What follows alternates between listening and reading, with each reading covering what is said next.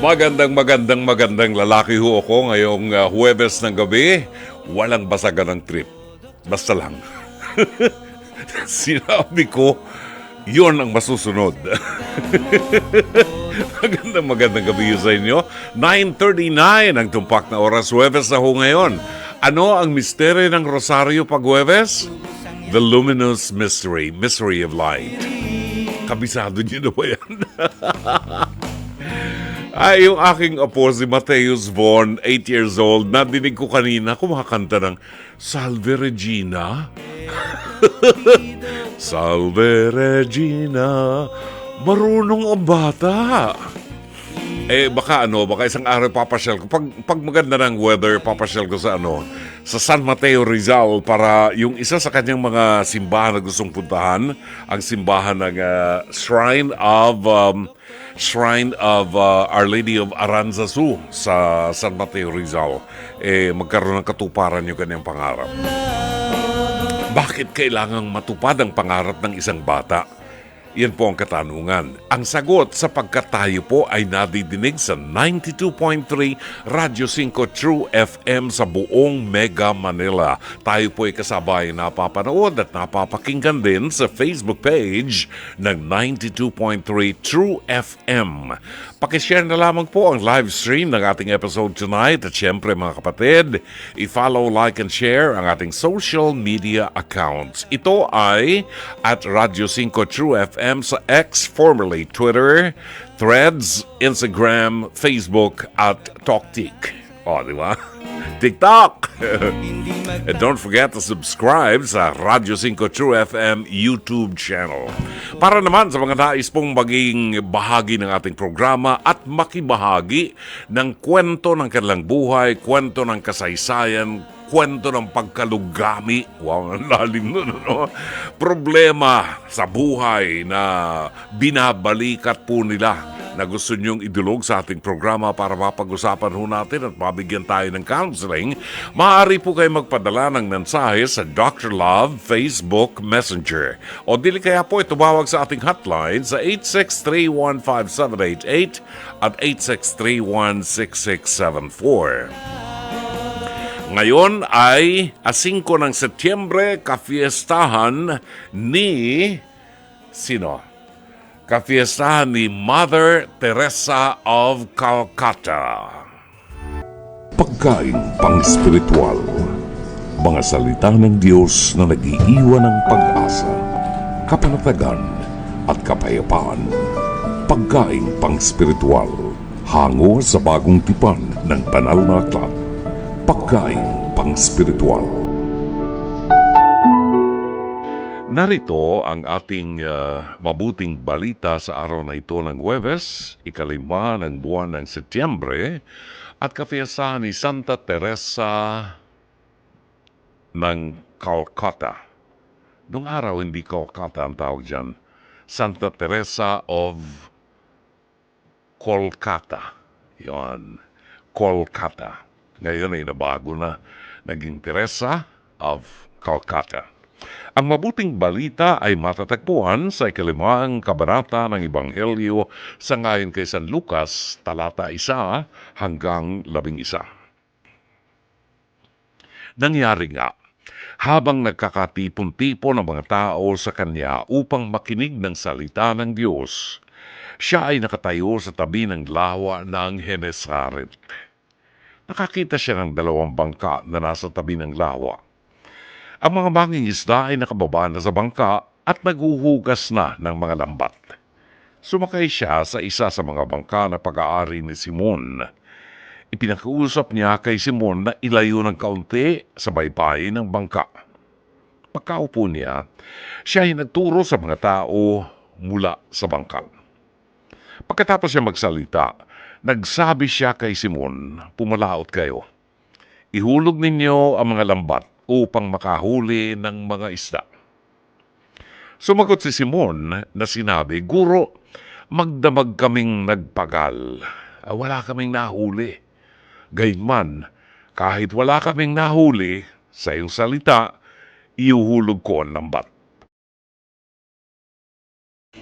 Pagkagawa nila ng gayon, Nakahuli sila ng napakaraming isda. At ang lambat ay napupunit na. Kinawayan nila ang kanilang kapwa mangingisda na nasa ibang bangka upang lumapit at tulungan sila. Lumapit sila at pinuno ang dalawang bangka, kaya sila ay papalubog. Nang makita yon ni Simon Pedro, nagpatira pa siya sa mga tuhod ni Jesus. Sinabi niya, Panginoon, lumayo ka sa akin, sapagkat ako'y isang taong makasalanan. Sinabi niya ito sapagkat siya ay namangha. Gayun din ang kanyang mga kasamahan dahil sa napakaraming huli. Namangha rin ang mga anak ni Zebedeo na sina Santiago at Juan na ang katuwang ni Simon, mga katuwang ni Simon. Sinabi ni Jesus kay Simon, huwag ka matakot. Mula ngayon ay mamamalakaya ka na ng tao. Pagkadaong nila ng mga bangka, iniwan nila ang lahat at sumunod kay Jesus. Kapatid, ang mabuting balita ng Panginoon. Pagkain pang-spiritual. Mga salita ng Diyos na nag-iiwan ng pag-asa, kapanatagan at kapayapaan. Pagkain pang-spiritual.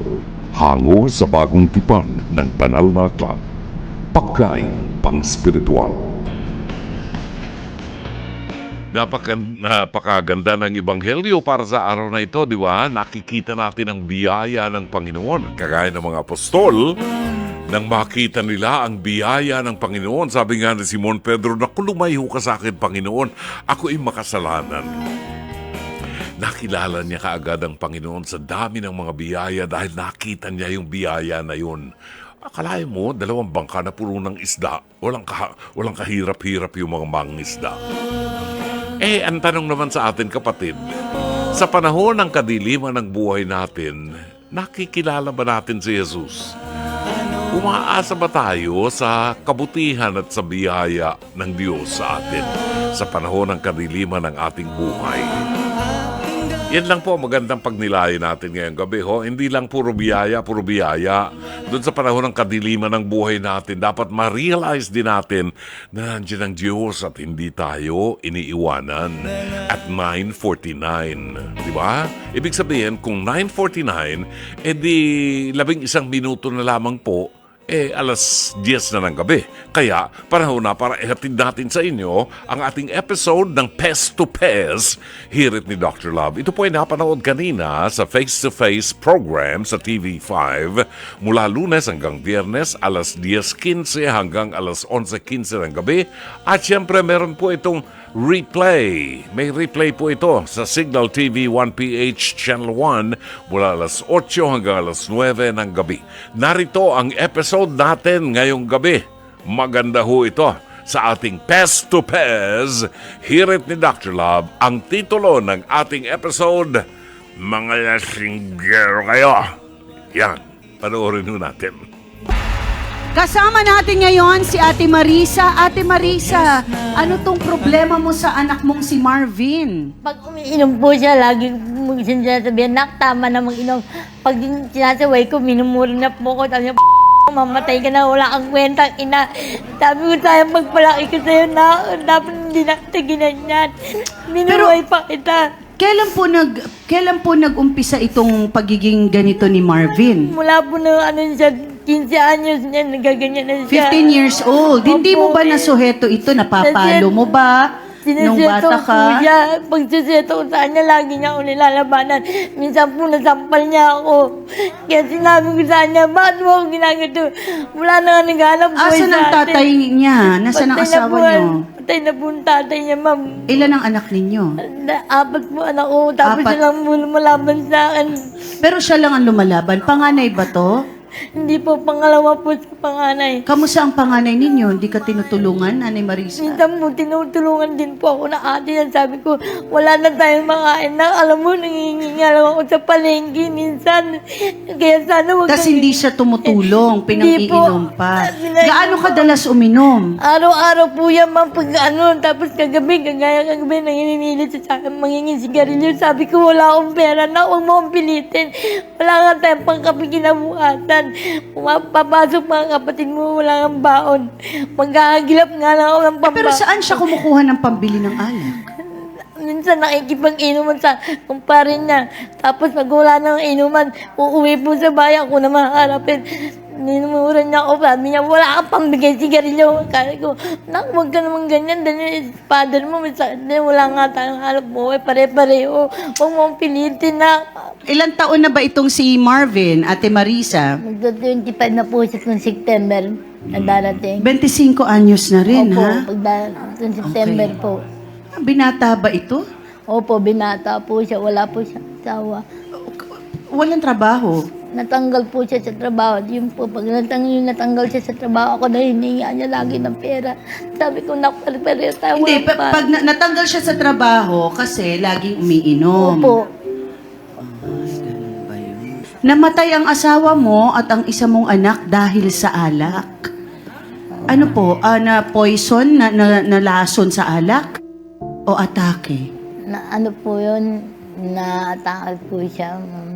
Yung asawa mo? Opo, na high blood po siya. Tapos Kasi may high blood na, tas inom ng inom ng Opo, alak. inom po na inom. Kaya yun po ang sinasabi ko kay Marvin, huwag ka din ganyan. Ang sagot niya sa akin, wala kang pakialam na ina. Kaya doon ako Yung isang anak, ano naman ang nangyari? namatay din po yun dahil dun sa alak din po. Paano? Nasunog din yung baga nun sa alak. Ilang taon? So, ibig sabihin na mamana ba ang alcoholism? Namamana kasi yung ang alcoholism ng 25%. Kaya nga pag nalaman mo na mataas yung tolerance level, medyo kontrolin mo dahil kasi magugulat ka, inom ka ng inom, hindi ka pa nalalasing. So dun mo makikita na talagang kinakailangan magpigil. Kasi karaniwan, tama yung sinasabi natin na ang nauuna dyan mga medical conditions hindi yung mga psychological conditions, Mama Carls. Siya ang anak ni Marisa na laging lango sa alak. Marvin, pasok! Na natin.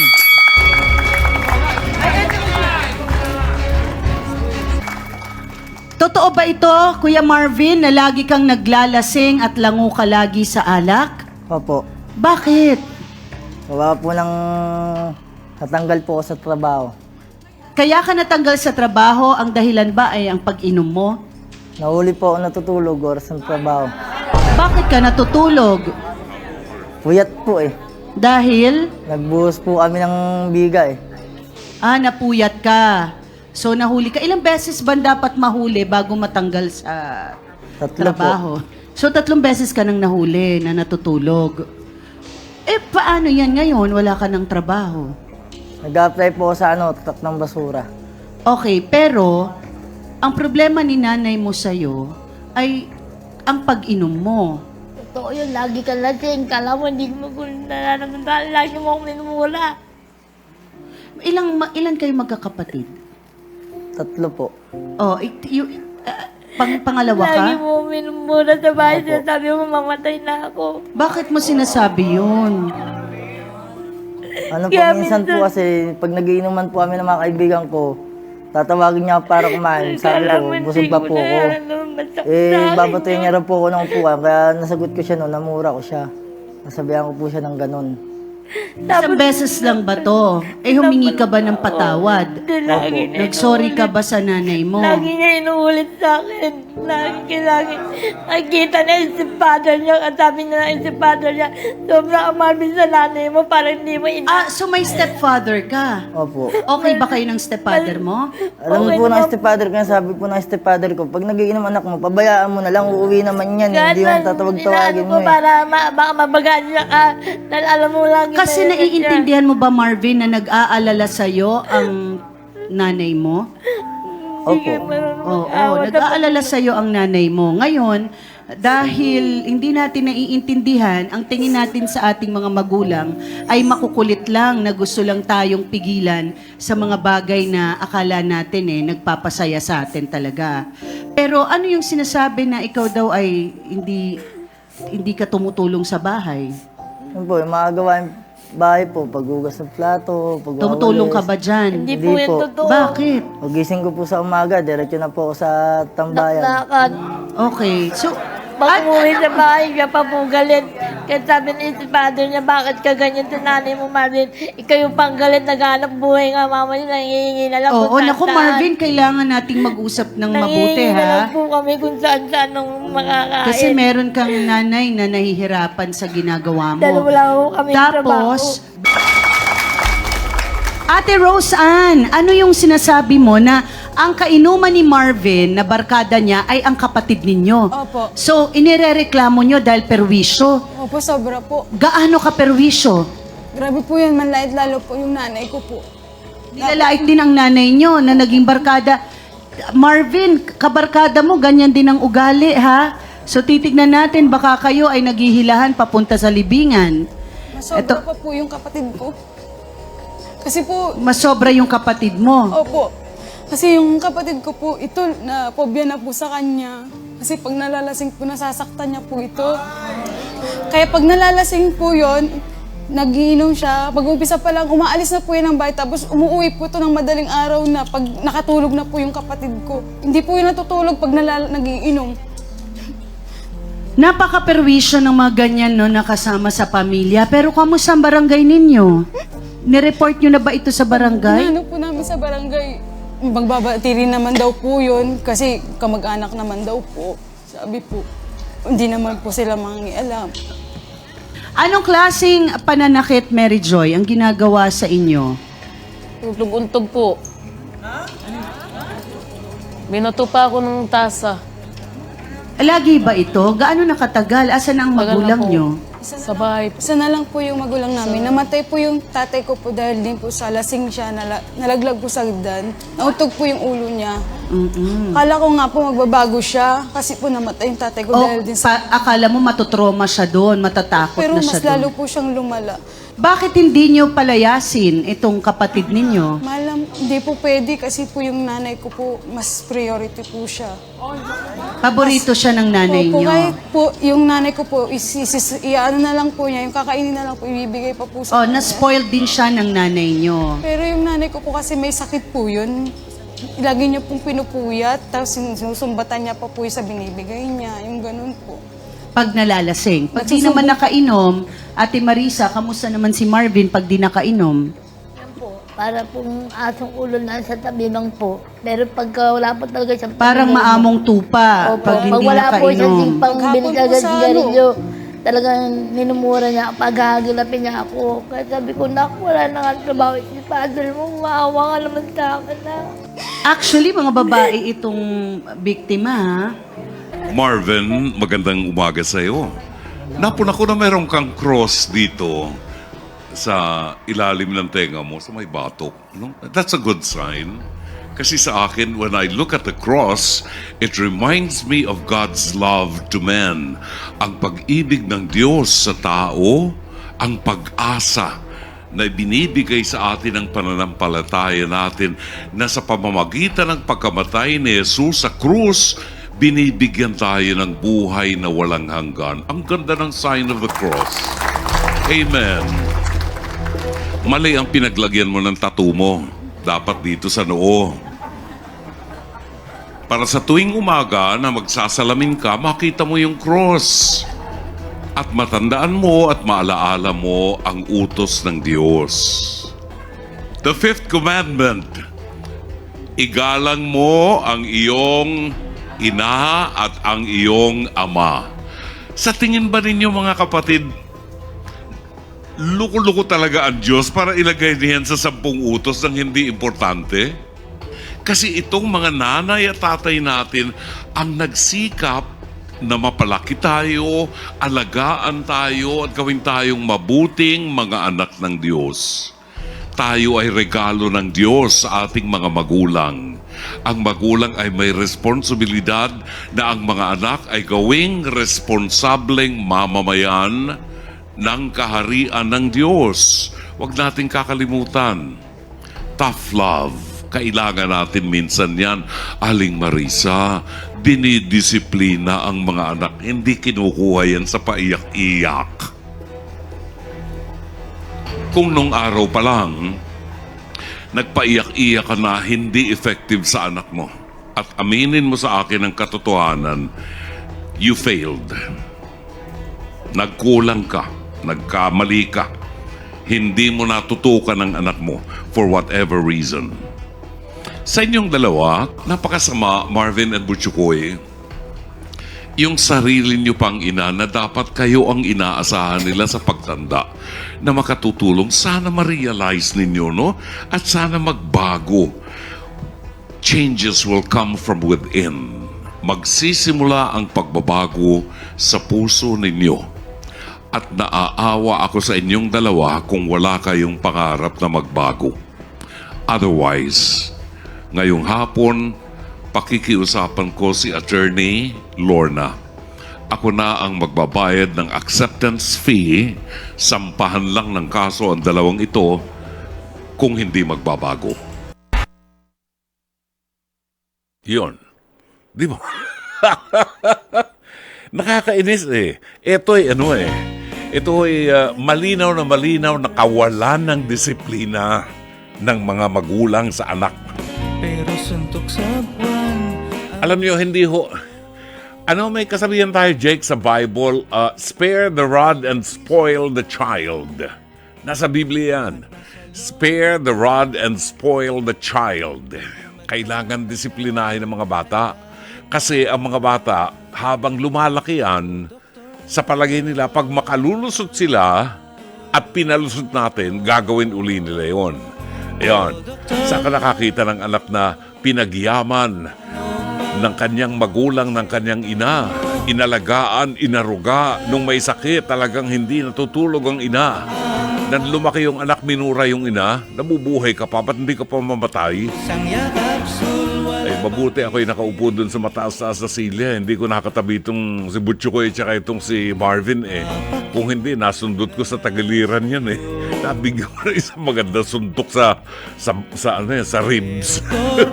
Nakakainit ng ulo. Sige nga, tignan ko kung ano mga reaksyon nyo.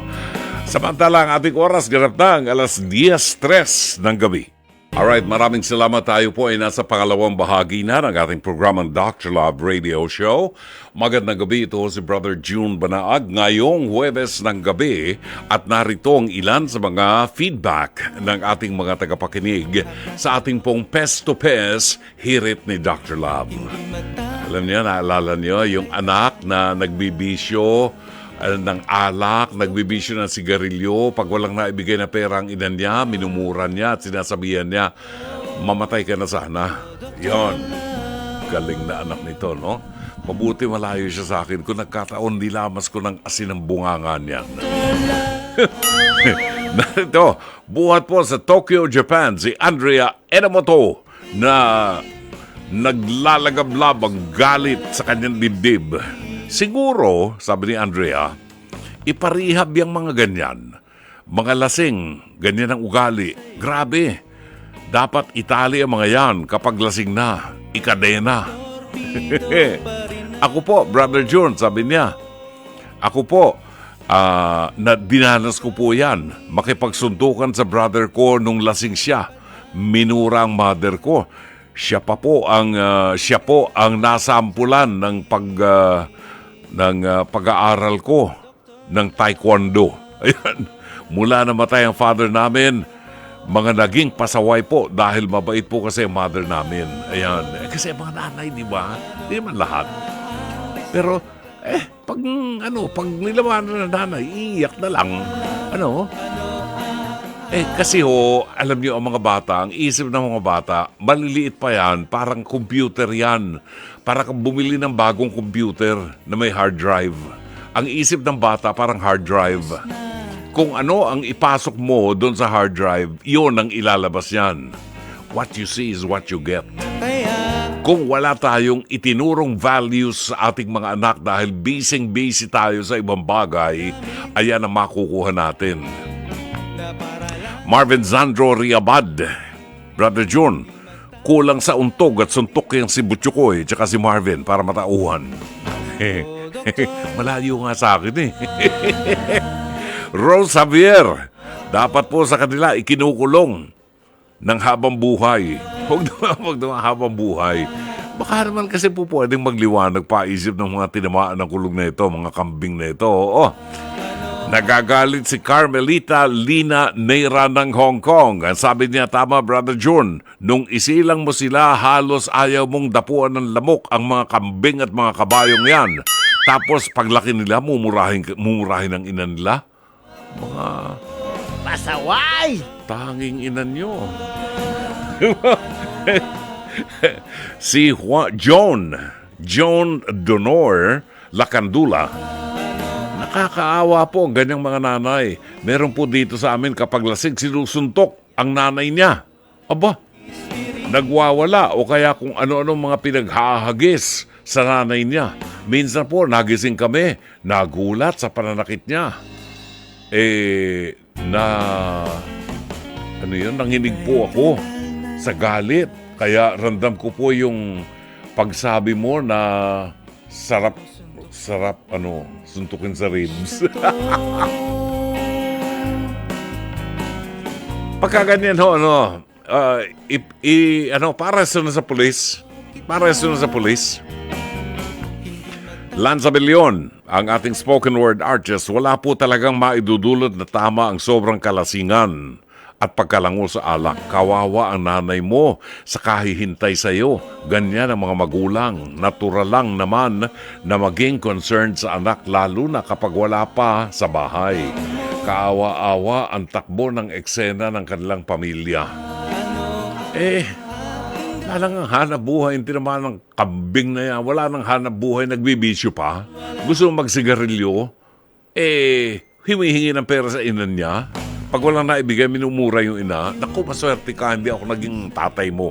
Kung ako naging tatay mo, ewan ko kung ano nangyari sa'yo. 18 minuto makalipas ang 10:00 ng gabi, mamaya, pagbabalik natin, ay magiging panauhin natin ang ating mga naging panauhin na natin to. Buhat po sa Nuestra Señora de la Aranzazu.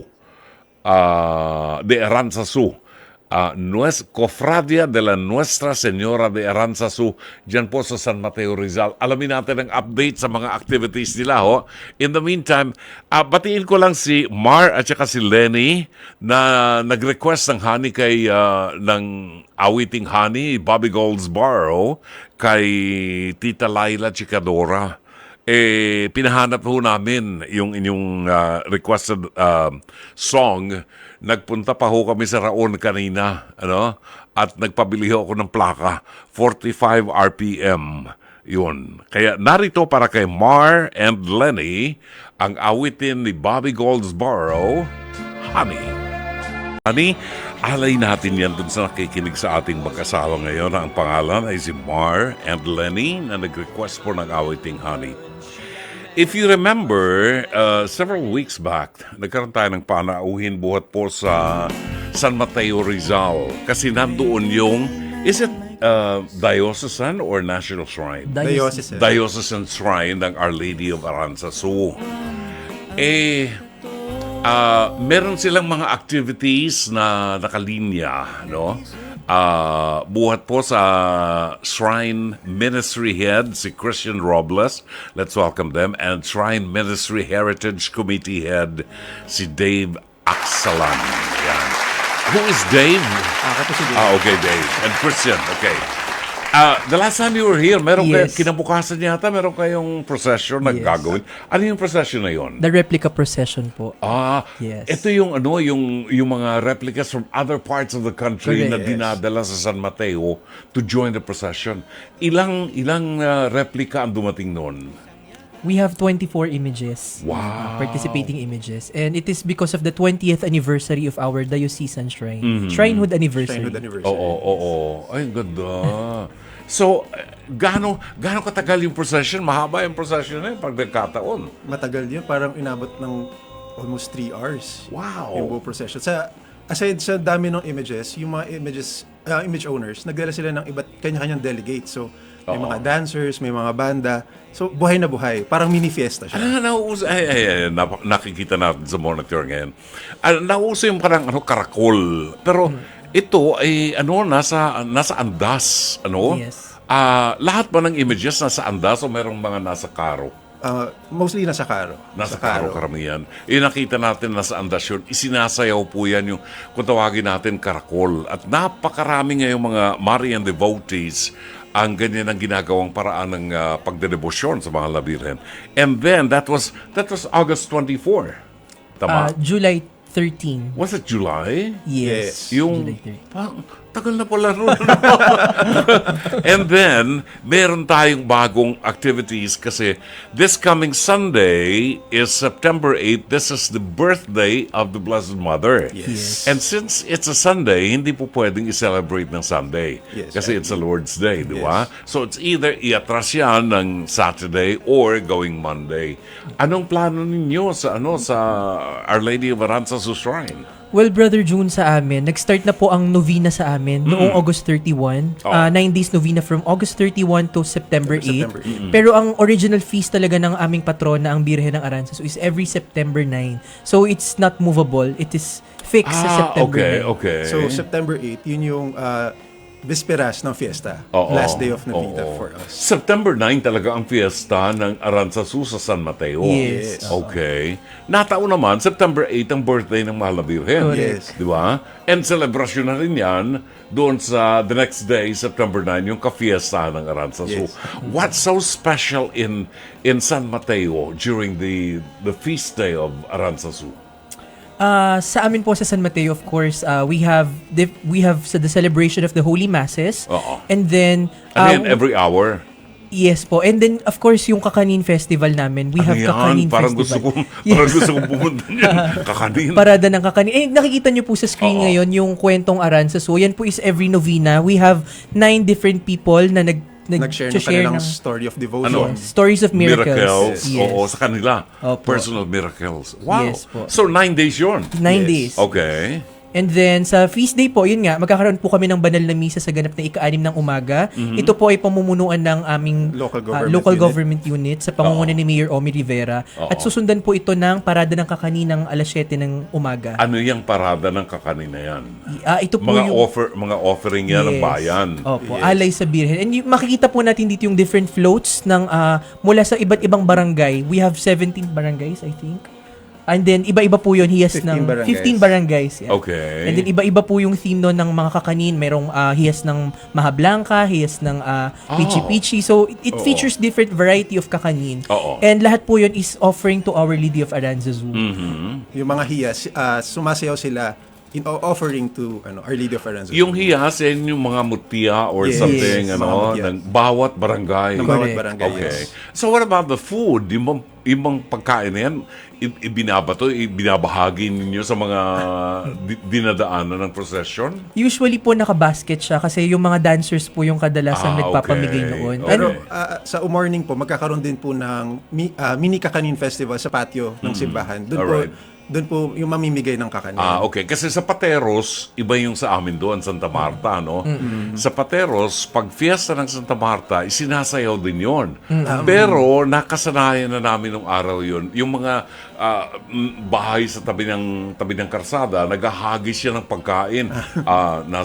Nung araw, nakabalot sa dahon ng saging, kanin na may ulam na, no, nakabalot yan. Iahagis yan doon sa mga umaattend sa procession. Nauso rin yung mga nagjo-join sa procession, naghahagis din sila ng pagkain doon sa mga bahay. sa mga bahay-bahay. So, ang ganda ng pakaridad ata yung term nila din. parang gano'n, no? Ang tawag sa amin, pasubo. Pasubo, Oo, yeah, yeah. pasubo. Yun. Ito naman, sa umaga, merong libreng kakanin na... Yes. Saan yun? Sa plaza? Sa simbahan, church Doon grounds mismo. Sa, Yes. ano mismo ang tawag doon? Bago Sa ang patio? bago ang start ng parada ng kakanin. Yes. Oo, okay. And So, then, by 9 a.m. po, ito na po yung Misa Pontifical Mass na pamumunuan na po ng aming minamahal na obispo. Sino bang obispo natin? Bishop Ruperto? Roberto Santos. Yes, Rupert Santos. Galing sa ano yan? Sa Bataan? Yes. Oo, okay. And okay. then by 11 a.m. po magkakaroon po kami ng binyag. Kasi it's one of the highlight din yung binyag tuwing fiesta. Wala bang kumpilan? Ngayon wala pa po. Wala. Okay. So, binyag lang talaga. Binyag. Yes. Libre itong binyagan na ito. I think yes. Oo, okay. So, open ito sa maraming mga parishioners. Open po may schedule naman po siya. Oo. Nagpapalista po sila for the binyag sa Okay, fiesta. so this is going to be a whole day affair. Full day affair. Yes. And 11 o'clock, matatapos ang misa ng obispo.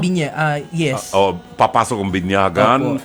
And then, pagsapit ng 2:00 ng hapon, ito na po yung misa sa Piensya, misa para sa mga guro at mag-aaral dahil nga ang mahal na Birhen ng Aranzazu ay patnubay ng mga guro at mag-aaral.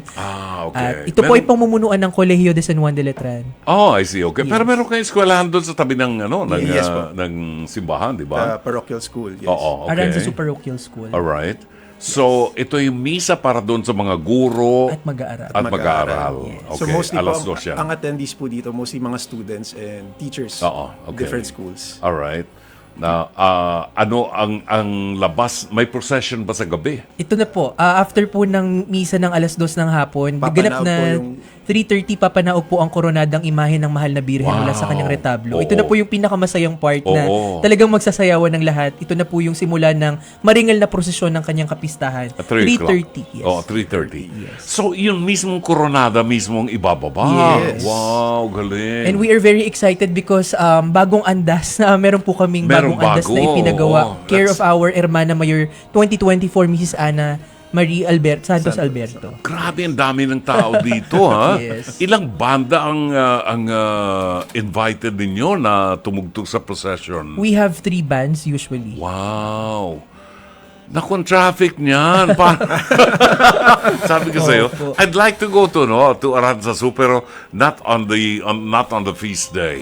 Pero ang daming kabataan. Anong role ng mga kabataan dito sa fiesta? How do they support the event? One of the primary roles po ng ating youth, nandun po yung mga dancers natin, yung mga animators. Sila po yung sumasayaw at nagli-lead sa procession. Aside from that, yung different organizations din po na nagli-lead po sa novena ngayon, galing po sa youth natin. Tapos sa mismong fiesta day, may mga members po ng Cofradia, ng mga Knights of Our Lady of Aranzazu, mga youth din po natin. So very active po ang youth natin sa church activities Alright. natin. Meron bang ibang activities pa sa gabi pagpasok ng Yes procession? po. Pagbalik ng Birhen, magkakaroon po ng maringal na pagluluklok. Ito na po yung enthronement. Tapos pagkatapos Mga anong po time yan? Late na yan sa dami ng past 6 na po. Last year po, umabot pa kami ng 7:00. Dumating ang Birhen. Okay. 7:00 na ng gabi. Okay pa lang yun. Okay pa rin yung time na yan. Opo.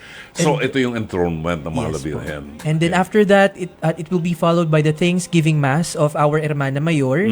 At dito po magaganap yung pagpapasahan ng Bara Alta. Okay. Sa katungkulan ng pagiging hermano. At Sinong bumubunot ng susunod na hermana? Ano ba yan? Binubunot ba yan? Or ina-assign na lang? In our case, ano po siya, volunteer.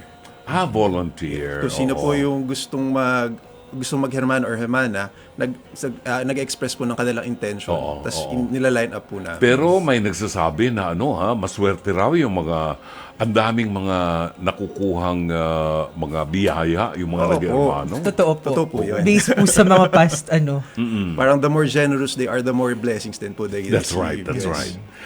Meron pang mga programs, may mga shows sa gabi doon sa harap ng parokya niyo, meron dong yung May stage po na may stage na di ba sa bayan, di ba? Actually, po yun, pinangungunahan po ng aming LGU, magkakaroon sila ng singing contest. We have beauty pageant, dahiyas ng kakanin, and they have several activities po sa LGU side. Pero kami po sa simbahan, we prepared the youth jam, yung kanina nyo pong nakita.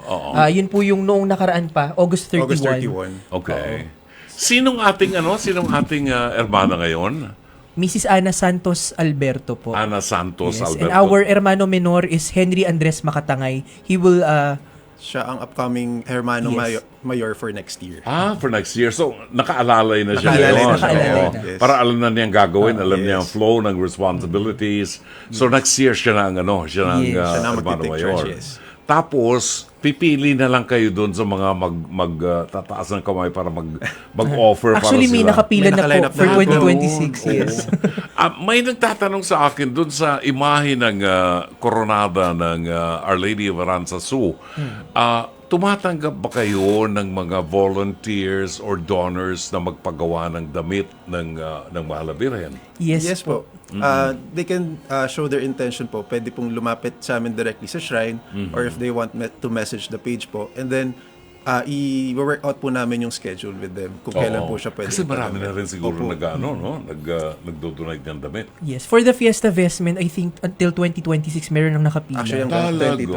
2028. 2028 Hanggang nakapila na. 2028 na yan. So, magpapagawa ako ng damit ng Birhen siguro, 2029 na yan. Pwede Ano po ito? sa ibang event. Is this a retablo now? The main Yes. retablo mayor? Brother Jun, yan po yung estandarte na tinatawag. Pag bumababa po ang koronada, yan po ang pumapalit sa retablo mayor, yung Oo, estandarte. yung estandarte na yan. Okay. So yan po umiikot yan, Brother Jun, and umaandar. So may mekanismo umatras. siya. Umatras.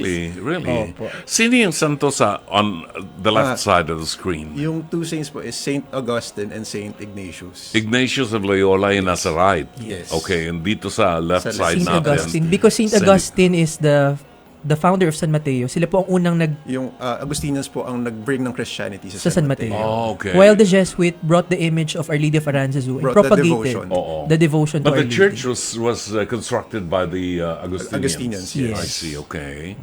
Ang ganda ng inyong retablo. Thank you po. It's a beautiful, very interesting. So, meron bang access dyan doon sa likod ng retablo para malapitan yung Mahal na Yes, Birhen? meron pong access. Every second Saturday nga po of the month, we open yung likod para sa mga gustong humalik. Second Saturday of the month. I'll take Pero note daily of that. po, Brother June, they can actually visit the Kamarin every day. Every they day. can go up. Po pwede. Yes po. Mahawakan naman yun. No? Parang sa Antipolo, pwedeng Yes. mahawakan yun. But every second Saturday, we have the distribution of apples. And then the Besomanto. All right. That's on every second second Saturday of the month. I see, okay. Well, meron pa ba kayong mga plano ngayon na o may mga panawagan kayo na gusto nyong ipanawagan sa ating mga listeners? Or you might want to invite them to join us? Yes, iniimbitahan po namin ang lahat na makisaya at makisayaw ng pamimintuho sa darating na kapistahan. Magsimba po tayo sa aming dambana sa Mahal na Birhen ng Aranzazu sa kanyang kapistahan. Agahan nyo lang kung punta. Huwag kayong pumunta ng mga after lunch kasi mahirapan na kayo mag-park. Maniwala kayo. Actually, umaga pa lang po sarado na dahil sa Kakanin Festival. It will start at 7 a.m. Saan sila po pwede mag-park doon? Ang local government ba? May inassign ba mga area na po pwede mag-park? Sa likod, sa Freedom Park po, meron naman. Mal- sa likod ng simbahan. Malaki naman yon. Kasi maliliit lang ang karsada ng San Mateo, di ba? Yes. Oo. So, full support ng local government natin Yes, sa very, activities very sa full Cebuahan. support po sila That's sa very nice. activities natin. Well, sige, let's invite them and sana magkita-kita tayo. Definitely ako hindi ako pupunta ng fiesta. Mayroon talaga mag-park doon. Sa dami ng tao maniwala. Pag inabot mo pa ang procession, on a simple, regular day, pupunta ako bigla doon at hanapin ko itong kasama natin, si Christian, para ma-surprise yung aking apo na malapitan man lamang yung Birhen ng Aranzazu. Let's invite them. Again, we invite po everyone on Monday, September 9, para po sa ating Aranzazu Fiesta 2024. Magdala po tayo ng ating panyo para makisayaw po tayo ng Ave Ave Viva la Virgen sa paglabas po ng Mahal na Birhen sa kanyang prosesyon. Ang saya niyan. That will be on September 9. It's a Monday, this coming Monday. Yes. Ang misa ng ating obispo will be at what time? 9 9 o'clock. a.m. 9 o'clock in the morning. morning. And then at 11, meron pong baptism, binyagan. And then mga 2 o'clock in the afternoon, simulan na ng Misa ng letra, ng letra. mga mag-aaral. Students, yes. Oo. Tapos bababa ang Bababa ang koronada koronada, ng Birhen. 3 o'clock in the afternoon. Is that right? And then tuloy-tuloy na po yung procession na yan. We'll see you there. Maraming salamat kay Christian at kay Dave Axelan. Thank you very much Thank for you very coming. much po for having us. Bukas palagi ang programa natin kung ano maitutulong ko sa inyo at maitutulong ng programa sa ating pagdedevotion sa mga laburan sa Aranzazu. Thank you very Thank you much very po. much And we po. would also like to greet our parish priest and Yes. shrine rector, Reverend Oo. Father Rick Aguia. Nakikinig po siya. Father Rick, Oo, pagpasyal ko na, hanapin kita. Yes. Maraming salamat po sa inyo. 38 minutes after 10, babalik po ang programang Dr. Love Radio Show sa Liham Kasaysayan na tampok ngayong gabi. Ang tinig ni Brenda Lee at ang awiting Pretend, 10:44, make it 10:45 ang tumpak na oras. Narito ang Liham Kasaysayan na ating tatampok ngayong gabi sa ating palatuntunan. Ito ay padala ni Mike ng Taytay Rizal. Narito ang kanyang Liham Kasaysayan. Dear Dr. Love, magandang gabi po sa inyo at sa inyong followers here and abroad. Ako po si Mike, 33 years old from Taytay Rizal. Ako po ay nag-iisang anak. Lumaki po ako sa mag-anak na malaki ang families. Kaya nagtataka ako kung bakit naging only child po ako. Although masaya ang magkaroon ng maraming pinsan, may mga pagkakataong naiinggit ako dahil sa kanila dahil meron silang mga kapatid. At ngayong 33 years old na ako, mas ramdam ko ang struggles ng pagiging nag-iisang anak. Employed naman po ako kaya I feel that I have this moral obligation to help or support my parents, lalo na retired na rin po sila sa trabaho. Dahil dito, tumatanggap ako ng mga projects para lang lumaki ang kinikita ko or may extra amount ako. Dumating sa point na nagkasakit ang father ko at ako ang lahat ng gumastos. Ramdam ko po ang hirap ng nag-iisang anak sa puntong ito dahil naubos din ng savings ko. Dahil gusto kong kumita, kumukuha po ako ng mga project kahit na 5 oras na lamang po ang tulog ko at kadalasan sa office na lamang po ako natutulog sa sobrang busy ko sa trabaho. Wala na rin po akong oras to bond with my friends. Nagtatampo na nga po sila sa akin, Dr. Love. Many times na rin nagkakasakit ako dahil napapabayaan ko po ang sarili ko. It's as if slowly killing myself with too much work. Pero paano kung titigil ako o bawasan ko ang workload ko, mababawasan din po ang kikitain ko. How can I possibly support my parents kung ganun? I'm torn, Dr. Love. I want to spend time for myself then, pero I have this moral obligation to fulfill. Ano po ba ang dapat kong gawin, Dr. Love? Please help me decide. Maraming salamat. Gumagalang Mike ng Taytay Rizal. Maraming salamat, Mike ng Taytay Rizal. Alam mo, hindi naman talaga problema yung nag-iisa ka. Ang dami ko nakikitang mga pamilya dyan na isa lang ang anak. Hindi man lang nabanggit sa akin kung ilang taon na ang iyong mga magulang. If you're only 33 years old, nag-iisang anak ka, gusto kong paniwalaan na bata pang mga magulang mo. No? Kasi kung medyo matanda na magulang mo, mga nasa line of 70 ang magulang mo, medyo mahina na yan talaga, di ba? Pero gusto kong paniwalaan, you're only 33 years old, medyo malakas pa mga magulang mo at nag-retired na nga lang sila. So, 65, yan, ganyan, ang edad, more or less. Ganun pa man, it's how you look at things sa buhay na ito.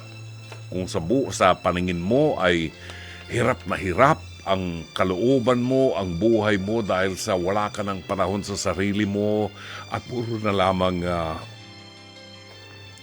pagtulong sa mga magulang ang nasa isip mo, talagang mahirapan ka nga. No? Mayroong mga paraan kahit naman papaano, kahit naman maliit lang ang benepisyo ng mga senior citizen. Kung ang magulang mo ay nagtrabaho nung bata pa sila, then meron silang nakukuhang pensyon buhat sa either Social Security System o sa GSIS, no? Kung matagal na nagtrabaho ang mga magulang mo at nagulog sila sa Social Security System ng buwan ng butaw nila, meron silang malaki-laking makukuhang pensyon na magiging sufficient din para sa existence nila. Aside from that, mayroon pang tulong ang pamahalaan natin. Hindi natin isinasa isang tabi yun, bagamat maliit lang. May tulong ang pamahalaan natin sa mga senior citizen na katulad namin. Kami ay nakakakuha ng 20% na discount sa mga kakainin namin sa restaurant. Ay, may kaya, nakaka-restaurant pa. Di ba? Eh, yung sa karinderya lang kumakain, hihingi ka pa ba ng 20% discount doon? Bibigay mo pa ba yung senior card mo? Hindi na. Di ba? Meron pa bang libreng sabaw ngayon? Sisingilan ka na. Sa hirap ng buhay ngayon. Alright. So, merong senior citizen discount sa mga gamot. Although hindi lahat ng gamot ay covered ng discount na yan. No? At minsan, groceries, bibili ka ng groceries, ay talagang aabutin ka ng lubog ng araw. Kung ikaw ang senior citizen, isusulat mo pa doon sa senior citizen book. No? Isusulat mo pa roon yung pinamili mo at hindi lahat ng pinamili mo ay makakakuha ka ng diskwento. So, bago mo makuha yung diskwento sa grocery, nalubugan ka na ng araw, maglalakad ka na pa uwi sa tagal lang hindi ganyan ang pagtulong sa mga matatanda, sa mga naglingkod sa gobyerno natin. Dami-dami naming binayad nung nagtatrabaho kami sa buwis. Pag-usahin nyo ang serbisyo para sa mga matatandang katulad namin. Diyos ko, bibili ka ng asukal, bibili ka ng bigas, hindi lahat ng bibilin mo may diskwento. Di ba kung mayamang katulad ko? Di ba? Tatama rin na magsulat doon sa book. So, may tulong din ang PhilHealth. Although nananakaw yung pera natin sa PhilHealth, ninanakaw ng ibang mga politiko, pagkatapos manakaw yung ibang bilyon-bilyon piso na pondo ng PhilHealth, wala na. Sana hindi nanakaw. Sana maitulong yan sa mga maliliit na mga matatandang katulad namin na mapakinabangan yung perang yan. Since nandiyan na yan, ang akin lamang sinasabi, kahit paano may tulong tayo na kukuha sa ating pamahalaan, no? Meron tayong 20% discount, meron tayong PhilHealth na kapag kailangan ng medical attention, maitutulong. Para sa iyo, Mike, ayokong maging, kasi the way you look at things, parang ang tingin mo ay parang napakabigat na pasanin sa iyo na suportahan mo ang mga magulang mo. Ngayon, huwag tayong magsumbatan dito, pero hindi tungkulin ng mga anak. Hindi po tungkulin ng mga anak na suportahan ang kanilang mga magulang. Tama ka, it is a moral obligation ng mga anak na ipadama ang iyong pasasalamat at pagtanaw ng utang na loob sa lahat ng sakripisyo na nagawa ng iyong mga magulang sa iyo nung bata ka pa. So, huwag mo namang masyadong isubsob ang ulo mo sa pagtatrabaho, no? Maaaring umisip ka ng ibang paraan sa bahay mo ang pupwedeng bawasan ng expenses, bawas ng kuryente, bawas ng tubig at malaking bagay din yan. Ang sa akin sa iyo ay ganito. Huwag mong ikasama ng loob kung sakaling ikaw ay nag-iisang anak at tumutulong sa iyong mga magulang. Kung ikaw ay nag-iisang anak, can you imagine? Lahat ng pagmamahal, lahat ng atensyon ibinigay sa iyo ng mga magulang mo na solo mo yan when you were younger. See? So ngayon na mahina na ang mga magulang mo, it is your moral obligation. Yes, natulungan sila sapagkat pagdating ng araw at na maalam na ang iyong mga magulang, taas ang noo mo at nasasabi mong hindi mo sila iniwanan. Hindi katulad ng iba na silang mga nagpapalahaw ng iyak sa libingan yung mga anak na walang nagawang tulong sa kanilang magulang. Sana'y natulungan ka ng palatuntunan ito. As always, Dr. Love. Sana'y naging makabuluhan ang 1.5 oras ng ating pagsasama. Magbabalik po kami bukas ng gabi alas 9:30 hanggang alas 11 dito po sa 92.3 Radio 5 True FM.